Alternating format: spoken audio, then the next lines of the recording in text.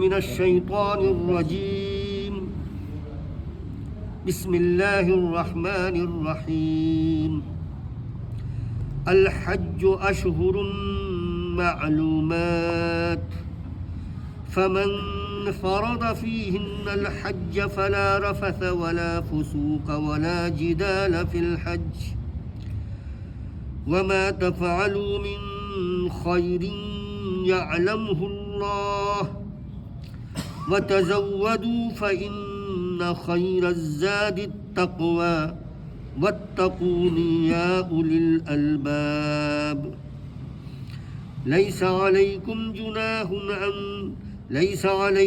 جناح أن تبتغوا فضلا من ربكم فإذا أفضتم من عرفات فاذكروا الله عند المشعر الحرام واذكروه كما هداكم وإن كنتم من قبله لمن الضالين ثم أفيضوا من حيث أفاض الناس واستغفروا الله ان اللہ غفور رحیم۔ حج کے مہینے سب کو معلوم ہیں۔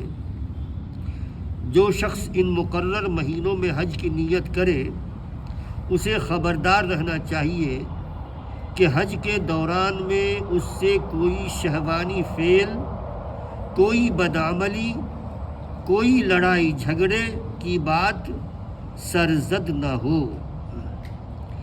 نیک کام تم کرو گے، جو بھی نیک کام تم کرو گے وہ اللہ کے علم میں ہوگا۔ سفر حج کے لیے زاد راہ ساتھ لے جاؤ، اور سب سے بہتر زاد راہ پرہیزگاری ہے۔ پس اے ہوش مندو، نافرمانی سے پرہیز کرو، اور اگر حج کے ساتھ ساتھ تم اپنے رب کا فضل بھی تلاش کرتے جاؤ تو اس میں کوئی مضائقہ نہیں۔ پھر جب عرفات سے چلو تو مشعر حرام یعنی مزدلفہ کے پاس ٹھہر کر اللہ کو یاد کرو، اور اس طرح یاد کرو جس کی ہدایت اس نے تمہیں کی ہے، اور ورنہ اس سے پہلے تو تم لوگ بھٹکے ہوئے تھے۔ پھر جہاں سے سب لوگ پلٹتے ہیں وہیں سے تم بھی پلٹو، اور اللہ سے معافی چاہو، یقیناً وہ معاف کرنے والا اور رحم فرمانے والا ہے۔ محترم حاضرین مجلس، مصلیان گرامی، یہ سورہ البقرہ کی حج سے متعلق 3 آیتیں تھیں جن کی تلاوت اور جن کا ترجمہ آپ نے سماعت فرمایا۔ اس سے پہلے کہ ہم ان آیتوں کو مزید تفصیل سے سمجھنے کی کوشش کریں، حج کے تعلق سے کچھ باتیں آپ کے سامنے آ جائیں تو بہتر ہے۔ نبی کریم صلی اللہ علیہ وسلم تشریف فرما تھے، صحابہ کرام تھے۔ پوچھا صحابہ کرام میں سے کسی ایک صحابی نے کہ ای الاعمال افضل یا رسول اللہ، کہ اے اللہ کے رسول سب سے بہتر عمل کون سا ہے؟ تو اللہ کے رسول صلی اللہ علیہ وسلم نے فرمایا ایمان باللہ و رسول، اللہ پر ایمان لانا اور اللہ کے رسول پر ایمان لانا، یہ سب سے بہتر عمل ہے، اس سے بہتر عمل کوئی نہیں ہے۔ لہٰذا ہمیشہ یہ عمل کرتے رہنا چاہیے، یعنی قصداً، شعور و آگہی کے ساتھ لا الہ الا اللہ محمد الرسول اللہ صاحب ایمان کو پڑھتے رہنا چاہیے، تجدید ایمان کرتے رہنا چاہیے۔ یہ سب سے اچھا عمل ہے، اس سے اچھا عمل کوئی بھی نہیں۔ اور اس کی جو ضد ہے وہ کیا ہے؟ وہ شرک ہے، اور شرک جیسے یہ سب سے اچھی نیکی ہے، سب سے بڑا عمل ہے، اسی طرح سے شرک ظلم عظیم ہے جو قابل معافی گناہ نہیں ہے۔ اللہ رب العالمین شرک کو معاف نہیں فرمائے گا، ایک ہے۔ اس کے بعد اللہ کے رسول صلی اللہ علیہ وسلم سے پوچھا گیا کہ اس کے بعد یا رسول اللہ، تو اللہ کے رسول نے کہا الجہاد فی سبیل اللہ کے راستے میں جہاد، یہاں سے عمل ہے، یعنی ایمان کے بعد گویا سب سے بڑا عمل جہاد ہے۔ اس کے بعد پھر پوچھا اس کے بعد یا رسول اللہ، تو اللہ کے رسول صلی اللہ علیہ وسلم نے فرمایا اللہ کے گھر کا حج، یعنی حج مبرور کا لفظ استعمال ہوا ہے، حج مبرور حدیث میں یہ ہے۔ تو یہ بات سمجھ میں آتی ہے، اور قرآن کی روشنی میں بھی ابھی بات آئے گی، یہ بس تمہید کے طور پہ میں بیان کر رہا ہوں۔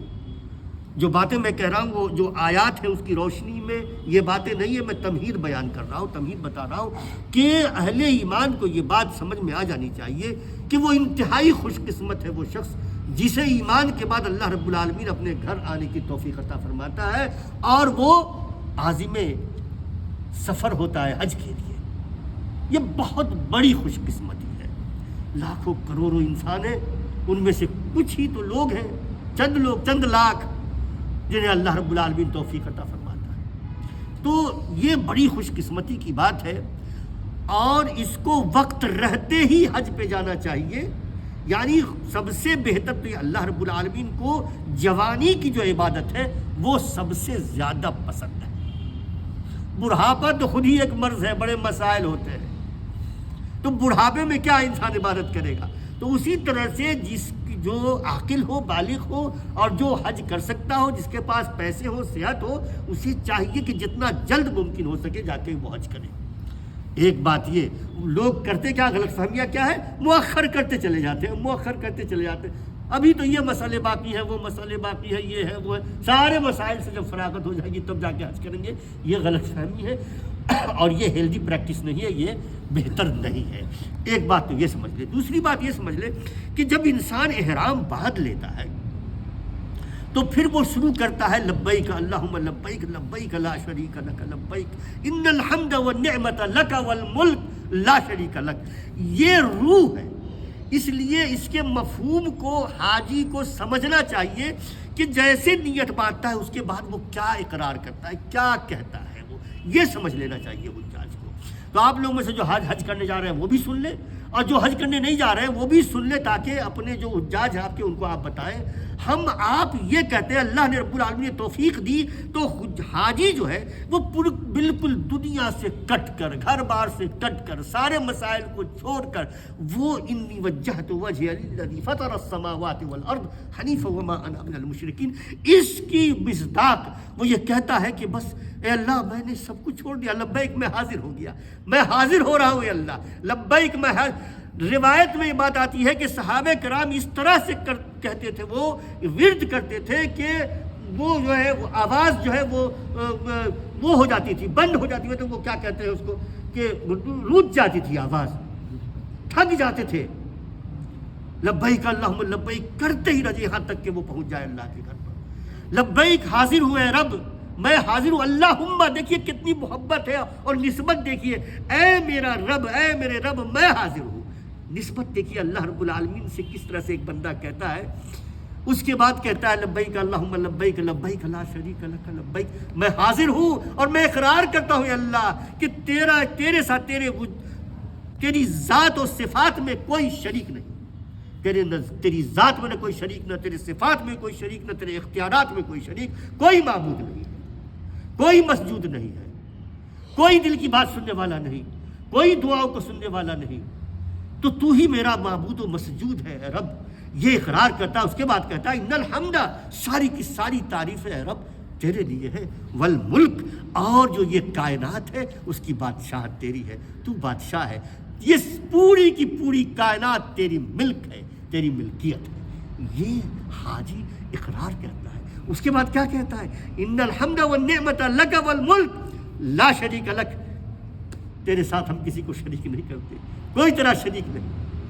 یہ ہے، اب یہ اس کے اوپر آپ غور کریں گے تو یہ جو کلمات ہے اس میں پوری حج کی اور وہ محبت اور وہ جو قربت ہے اللہ رب العالمین کے ساتھ، وہ اس کے ساتھ بالکل اس کی روح ہے، وہ حج کی روح جس سے آغاز کرتا ہے ایک حاجی۔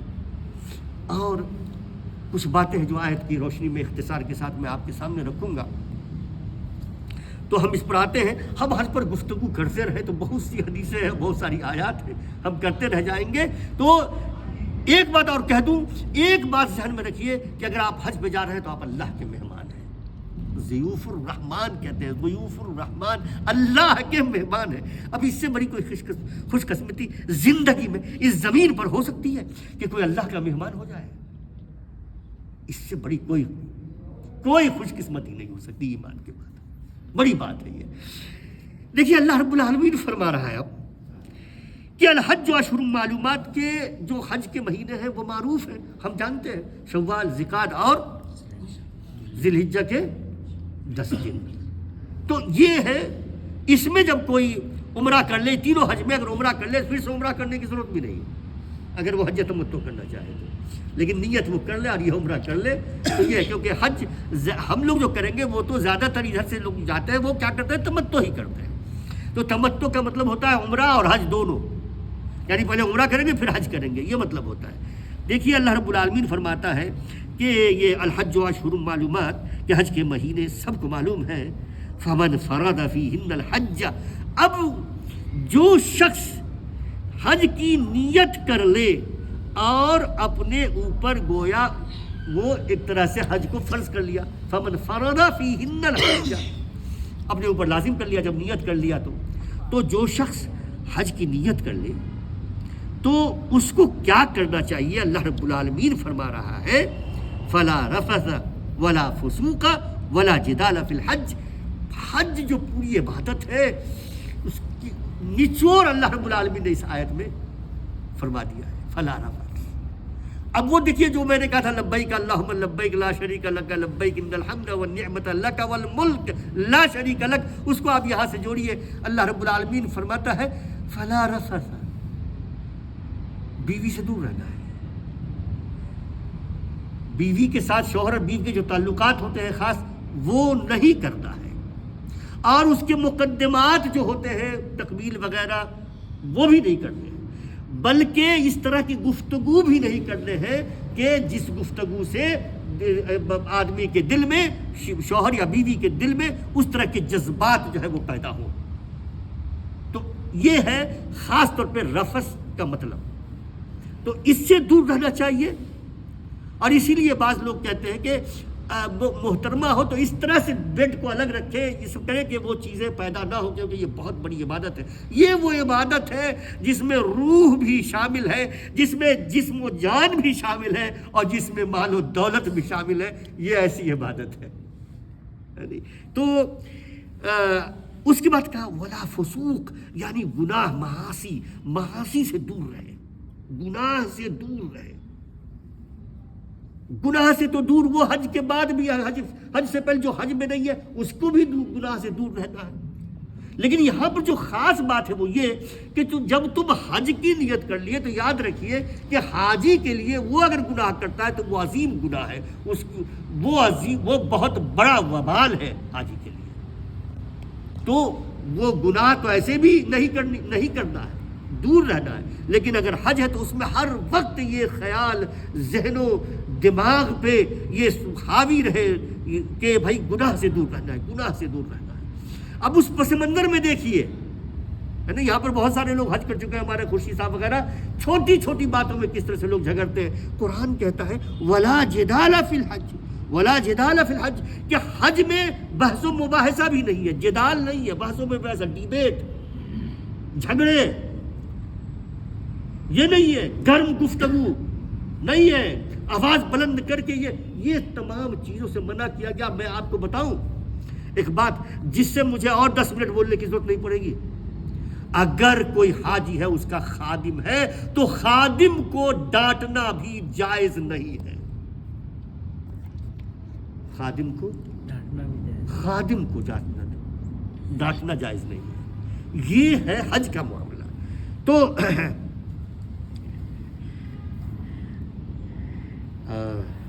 آپ لوگ مسکرا رہے تو ذرا سا وہ بہرحال.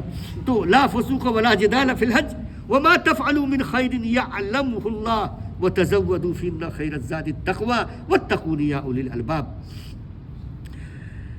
اللہ رب العالمین فرما رہا ہے وما تفعلوا. اب یہ بات بتا کر کے اللہ کہہ رہا ہے اب تم جو کچھ بھی کرو گے نا. دیکھیے تعلق کیسے جڑ رہا ہے, لبیک اللہم لبیک, اس کے بعد یہ جو آداب بتائے گئے وہ, اور اس کے بعد اللہ رب العالمین کہہ رہا ہے کہ تم جو کچھ بھی کرو گے نیک عمل, اللہ رب العالمین کو اس کا علم ہے. اور وَتَزَوَّدُوا, اللہ رب العالمین نے کہا کہ زیادہ راہ لے لو. ہوتا کیا تھا یہ جو جاہلیت میں کہ جو لوگ زیادہ راہ لے لیتے تھے تو ان کو لعن و طعن کیا جاتا تھا, یہ اچھی بات نہیں سمجھی جاتی تھی. اللہ کے راستے میں نکلا ہے اور وہ پورا زیادہ راہ لے کر کے یہ وہ سامان بھر کر کے سب لے کر کے جا رہے ہیں. تو یہاں پر اس کی تردید کی گئی کہ نہیں, کوئی مسئلہ نہیں ہے, زیادہ راہ لے جانے میں کوئی مسئلہ نہیں ہے. اسی طرح سے کہا گیا لیکن ایک بات ذہن میں رہے کہ جو سب سے بہترین زیادہ راہ ہے وہ کیا ہے, وہ تقویٰ ہے. اور تقویٰ آپ لوگ جانتے ہیں کہ تقویٰ کیا چیز ہے, میں اس پر گفتگو کرتا رہا ہوں, اس لیے ابھی اس کی تفصیل آپ کے سامنے میں نہیں رکھ پاؤں گا. تقویٰ اللہ سے قربت, اللہ سے محبت, اللہ پر بھروسہ, یہ سمجھیے تقویٰ ہے. تو یہ جو اللہ کی قربت ہے, اللہ رب العالمین کو ہمیشہ یاد رکھنا اور اللہ سے محبت کو ہمیشہ وہ کرنا. تو حج اصل میں ایمان کو زندگی دیتا ہے, یہ ایسی عبادت ہے. اور آپ جانتے ہیں کہ تمام عبادتوں کے جو مقاصد ہیں اس میں سب سے جو اہم مقصد ہے وہ کیا ہے, وہ تقویٰ ہے. تو وہ چیز ہے یہاں پر. آپ دیکھیے یہاں پر اللہ رب العالمین نے فرمایا کہ پرہیزگاری تقویٰ جو ہے وہ سب سے بہترین زیادہ راہ ہے. اگر تم سمجھو اے ہوش مندو تو اللہ رب العالمین کی نافرمانی سے بچو, اللہ کی نافرمانی سے بچو, تم سمجھو. اس کے بعد اللہ رب العالمین نے فرمایا, جو آیتیں میں نے تلاوت کی ہے اختصار کے ساتھ اس کا مفہوم میں آپ کے سامنے رکھ دیتا ہوں. لیس علیکم جناح ان تبتغوا فضلا من ربکم. اس وقت ہوتا تھا جاہلیت کے زمانے میں کہ کچھ لوگ تجارت بھی کرتے تھے. تو ٹھیک ہے, عبادت کے لیے آیا ہے کہ تجارت کے لیے, تو ہم لوگوں کے درمیان کی بھی بات ہے. اگر کوئی تجارت کرنے لگے, کچھ کرنے لگے تو اس کو معیوب سمجھتے ہیں, اس کو مطعون کرتے ہیں. حالانکہ اللہ رب العالمین نے کہا کہ نہیں, کوئی مسئلہ نہیں ہے. اللہ رب العالمین کی فضل تلاش کرنا, سفر حج میں ہو اور نسک میں کسی قسم کی کوئی وہ نہیں ہونی چاہیے, کوئی بارگیننگ نہیں ہونی چاہیے. نسک پوری طور پر ادا کرنے کے بعد تمہارے پاس وقت ہے اور تمہیں ضرورت ہے, تم کوئی بزنس کرنا چاہو, تجارت کرنا چاہو, لین دین کرنا چاہو تو کر سکتے ہو, اس طرف اشارہ ہے.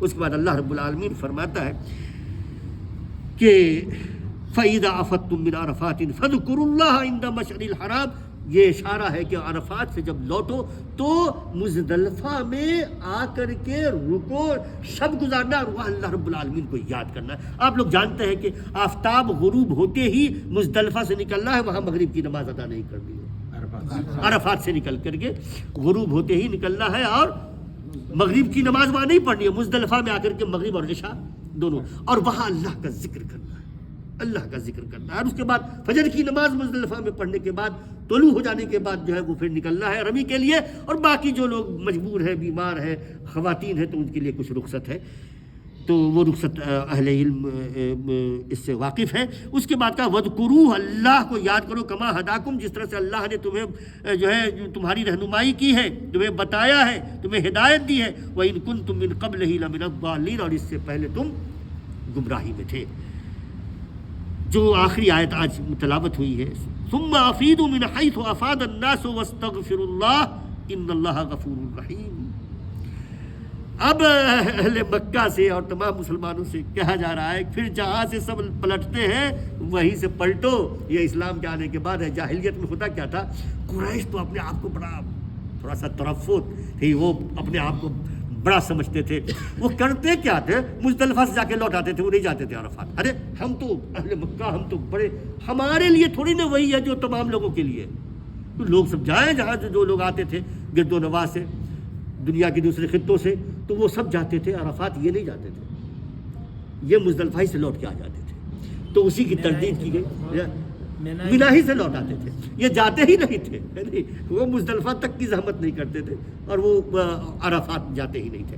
تو یہی بات آئی کہ جہاں سے وہ پلٹتے ہیں، یعنی عرفات جا کر کے جو وہاں سے پلٹتے ہیں، تو جس طرح سے سارے لوگ پلٹتے ہیں اسی طرح سے تم بھی پلٹو، یعنی تم بھی عرفات جاؤ۔ اور اتنا ہی نہیں، اللہ کے رسول صلی اللہ علیہ وسلم کی حدیث ہے الحج عرفہ، اگر وقوف عرفہ نہیں ہوا تو حج نہیں ہوگا، یہ رکن ہے۔ اور تھوڑا وقت بھی مل گیا، غروب آفتاب سے پہلے آدمی حاجی اگر عرفہ میں پہنچ گیا تو پھر اس کا حج ہو جائے گا۔ تو ثم افیضوا من حیث افاض الناس واستغفروا، اور اس کے بعد وہی لوٹ کر کے جب تم آؤ عرفہ میں بھی استغفار کرو، دعائیں کرو۔ اور عرفہ عظیم دن ہے، عظیم دن ہے۔ اس دن جو شیطان کا منہ اس طرح سے کالا ہوتا ہے اور اس قدر بدحواس ہوتا ہے شیطان کہ پھر اور کسی دن ایسا نہیں ہوتا، کیونکہ اللہ رب العالمین، روایت میں اللہ رب العالمین پوچھتا ہے، کہتا ہے اللہ رب العالمین جانتا ہے، عالم الغیب ہے، یہ لوگ کیا یہ تیرے بندے ہیں اللہ جو عرفات میں جمع ہے، یہ تیرے بندے ہیں، چاہتے کیا ہے؟ مغفرت چاہتے ہیں، اے فرشتوں گوارا نے معاف کر دیا۔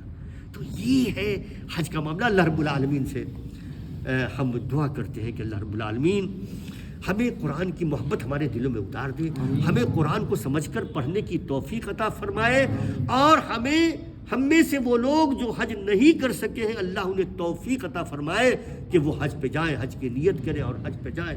جو حجاج جا رہے ہیں اللہ تبارک و تعالیٰ ان کے لیے حج کرنا آسان فرما دے، ان کے لیے حج کے ارکان کو پورا کرنا آسان فرما دے، ان کو خیر و عافیت سے وہاں تک لے جائے اور خیر و عافیت کے ساتھ وہ ان کو لوٹا دے ان کے گھروں تک۔ یہ ہماری دعا ہے۔ اللہ رب العالمین حج مبرور ہمارے حجاج کو جو ہے عطا فرمائے، اور ہمیں اللہ رب العالمین جب تک زندہ رکھے، ایمان و اسلام کے ساتھ زندہ رکھے، جب تک زندہ رکھے ہمیں اس توفیق کے ساتھ زندہ رکھے کہ اللہ رب العالمین نے جو ہدایت عطا فرمائی ہے ہم اس ہدایت کو اللہ کے بندوں تک پہنچاتے رہیں، اور جب اس دنیا سے اللہ ہمیں اٹھائے تو ایمان و اسلام کی حالت پر اٹھائے، اور جو آخری بات زبان سے ادا ہو وہ لا الہ الا اللہ محمد الرسول اللہ۔ سبحان ربک رب العزت عما یصفون وسلام علی المرسلین والحمد للہ رب العالمین۔